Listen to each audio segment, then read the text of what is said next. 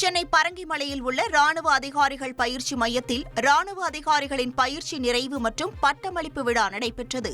அப்போது ராணுவ வீரர்களின் கம்பீர அணிவகுப்பு நடந்த நிலையில் ராணுவ வீரர்களை சக வீரர்கள் தோளில் சுமந்தபடி கோஷங்களை எழுப்பினர். ராணுவத்தில் சேர வேண்டும் என விரும்புகிறவர்கள் ராணுவ அதிகாரிகள் பயிற்சி மையத்தில் சேர்ந்து நாட்டிற்கு சேவையாற்ற வேண்டும் என வடசென்னையிலிருந்து பயிற்சியில் தேர்ச்சி பெற்ற வரப்பிரசாத் தெரிவித்தார். இதுக்கப்புறமா வர இளைஞர்களுக்கு அதுவும் இல்லாம தமிழ்நாட்டில இருந்து எல்லாருமே ட்ரை பண்ணணும்னு நான் சொல்லுவேன். ஸோ எல்லாருமே இங்க வரணும்ன்றது. ஆனா என்னன்னா நம்ம ட்ரை பண்ண மாட்டோம். இங்க வந்து நிறைய பேர் ட்ரை பண்றாங்க, ஒரு சில பேர் ட்ரை கூட பண்ண மாட்டாங்க, நிறைய பேருக்கு தெரிய மாட்டேங்குது.